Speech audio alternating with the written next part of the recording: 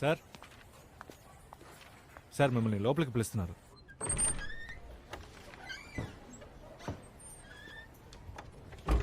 ఆ Devendranath accounts file తీసుకురండి. సరే సార్.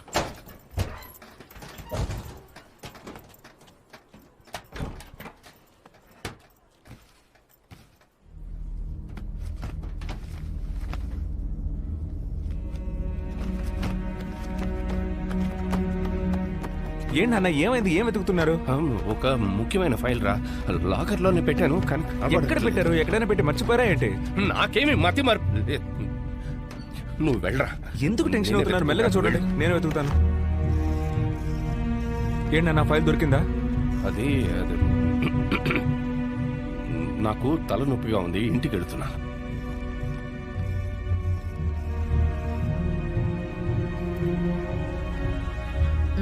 రండి.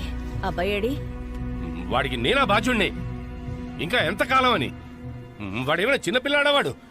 వాడికి పెళ్లి కూడా అయింది. బాధ్యత తెలిసిన వాడే. వస్తాడులే. ఈ ఫైలు జాగ్రత్త జాగ్రత్త ఎక్కడైనా పెట్టు, మర్చిపోతావు. మర్చిపోకు.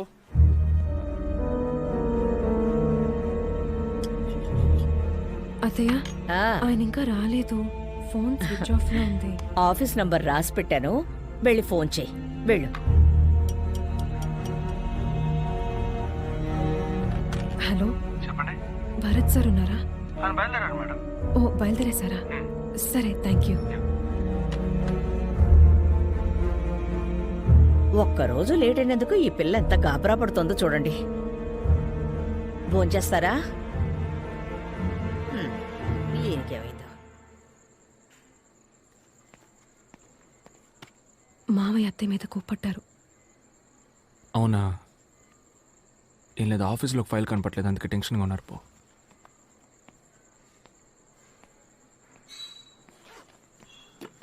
ఏంటి నాన్న నీ మీద కోపడ్డారంట? వదిలేరా, ఏదో ఆఫీస్ టెన్షన్ అయి ఉంటుంది. ఆఫీసులో టెన్షన్ అయితే నిన్నారు వాళ్ళ. రేయ్, ఊరుకోరా, నీకెందుకు? నువ్వు వెళ్ళు. నీ పెళ్ళం నువ్వు ఇంకా ఇంటికి రాలేదని తెగ బాధపడిపోతోంది. ఒక్కటి ఇచ్చానంటే వెళ్ళు వెళ్ళు. వెళ్తాంలే. పంజుడు పంజుడు.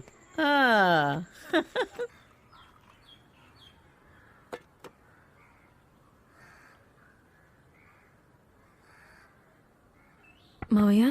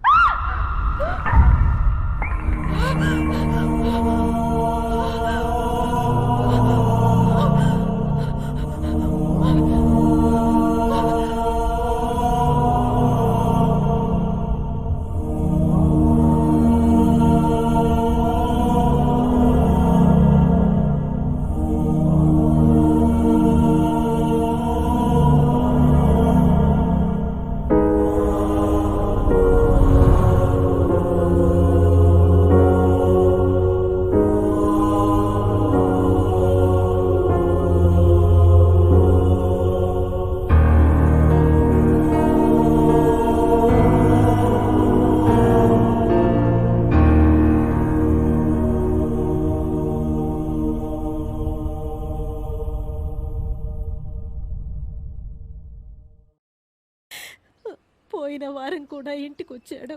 ఎక్కడో పెట్టి మర్చిపోయానని నాతో అన్నాడు. డబ్బులేం కాదమ్మా, ఫైల్ ఎక్కడో పెట్టి మర్చిపోయారట. ఆయన దొంగతనం చేశారని చెప్తున్నారు. ఏమండి? ఏంటమ్మా? కళ్ళు తిరుగుతున్నాయి.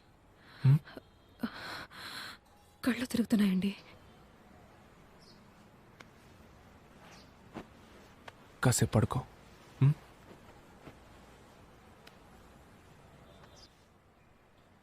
సార్ రండి. సారీ. రండి, కూర్చోండి సార్. పర్వాలేదు, నీతో కొంచెం విడిగా మాట్లాడచ్చా?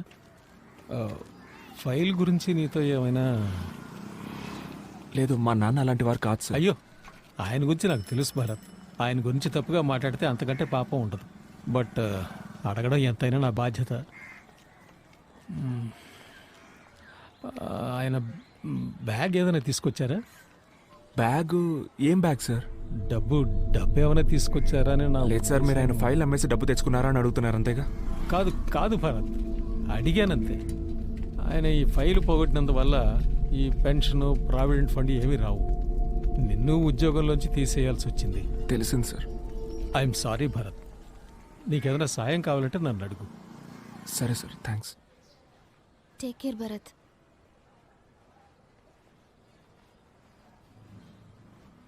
అమ్మ జాగ్రత్తరా. పడుకోలేదా?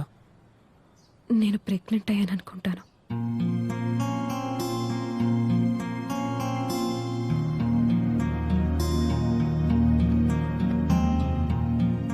సూసైడ్ ఇల్లుని అందరూ అదలా మాట్లాడుకుంటున్నారు. అంతేకాకుండా ఫైల్ దొంగిలించారు అది ఇదని న్యూస్ లో వచ్చింది. ఇరుగు పొరుగు వాళ్ళంతా అదలా మాట్లాడుకుంటున్నారమ్మా. అందుకే మీరు ఓ వారం రోజుల్లో ఇల్లు ఖాళీ చేస్తే బాగుంటుంది. ఏమయ్యా, సడన్ గా ఖాళీ చేయమంటే ఎక్కడికి వెళ్ళాలయ్యా? మేము భరత్ సరిగ్గానే అద్దెస్తున్నాగా. వద్దయ్యా, నేను కూడా ఇక మెదట ఈ ఇంట్లో ఉండలేరు.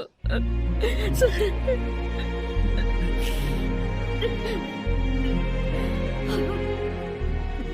అమ్మ వాళ్ళ ఇంటికి వెళ్దామండి. ఎంత పనిచేశారండి ఆయన. పోనీ ప్రాబ్లం ఏంటో చెప్పారా? ఏమీ చెప్పలేదే. చెయ్యను. అమ్మా యమునా, అది అన్నయ్యకమ్మా. ఒక్క నిమిషం వెయిట్ చేయమను, అల్లుడి గారికి వేరే ఇస్తాను.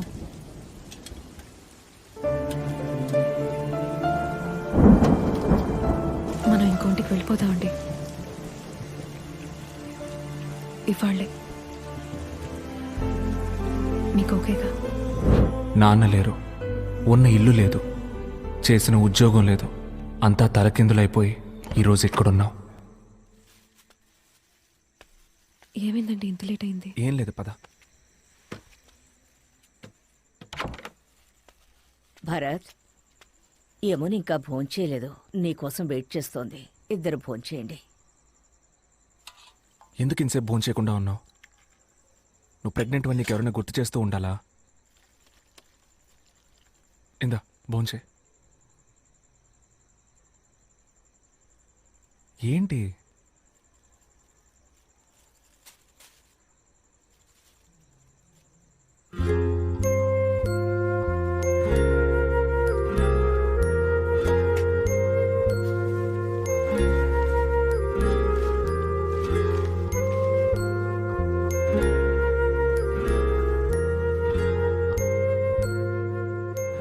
ఇలా డల్గా ఉంటే ఎలా అండి?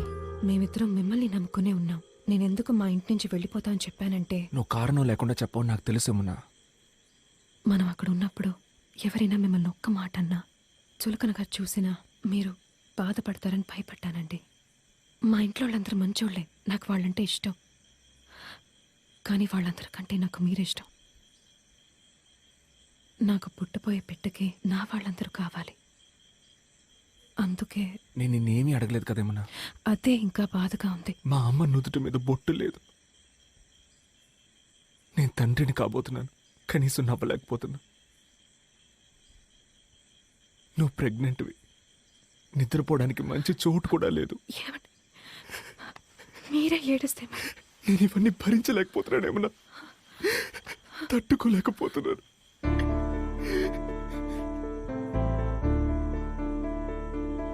మీతోనే కొంచెం క్లోజ్గా ఉండేవారు. మీతో ఏమైనా చెప్పారా? ఇలా చేసుకోవడానికి ముందు మీకు ఏమైనా చెప్పారా? లేదు భరత్, నాకేం చెప్పలేదు. అంటే ఆ ఫైల్కి సంబంధించి మీతో ఏమైనా చెప్పారా? అలాంటిదేం లేదు.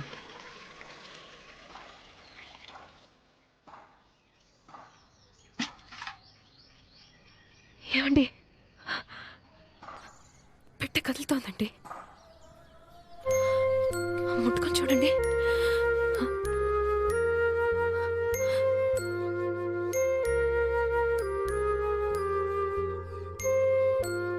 నేను చెప్తున్నానని తప్పుగా అనుకోకండి.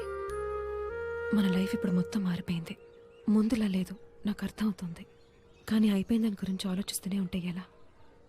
మన చుట్టూ జరిగే చిన్న చిన్న సంతోషాలని మిస్ అయిపోకూడదు కదండి. మా నాన్న ఈ పని ఎందుకు చేశారో నేను తెలుసుకోలేకపోయాను. అసలు ఏం జరిగిందో తెలుసుకోవడానికి ఎంతోమందిని అడిగాను. ఆయన 25 ఏళ్ళు పనిచేసిన ఆఫీస్, ఈ లోకం ఆయన ఒక దొంగ అనడం విని నా పాటికి నేను నా లైఫ్ చూసుకోలేకపోతున్నానేమన్నా. నా చుట్టూ జరిగే చిన్న చిన్న సంతోషాలను నేను పట్టించుకోలేకపోతున్నా. నీ మనసు బాధపడేలా ప్రవర్తించుంటే నన్ను క్షమించు. లేదండి, నేనా మాట. లేదు, పర్లేదు.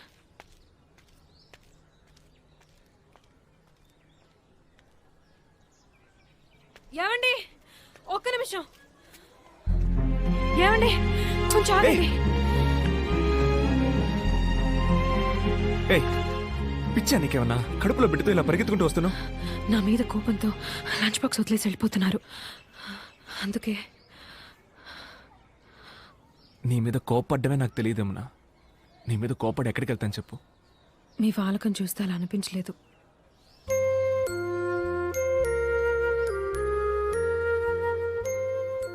నా చిన్న చిన్న సంతోషాలు మొత్తం నువ్వే యమునా.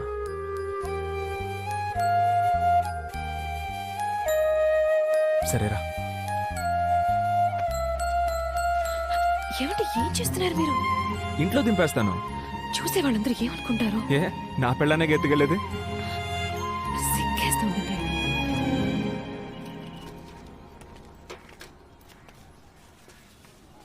భరత్, సార్ నీతో కొంచెం విడిగా మాట్లాడాలి. నువ్వు ఆఫీస్కి వచ్చి అడిగినప్పుడు చెప్పలేని పరిస్థితి, అందుకే ఇక్కడికి వచ్చాను. నాకు తెలిసింది చెప్తాను. మీ నాన్నగారు ఆ ఫైల్ ఏం చేశారో నాకు తెలియదు, కానీ ఆఫీసర్ ఆయనకి ఏదో ఇచ్చినట్టు దాన్ని ఎక్కడో పెట్టి మర్చిపోయినట్టు నాకు చెప్పారు. ఏంటి రాఘవా, ఎందుకు డల్లుగా ఉన్నావు?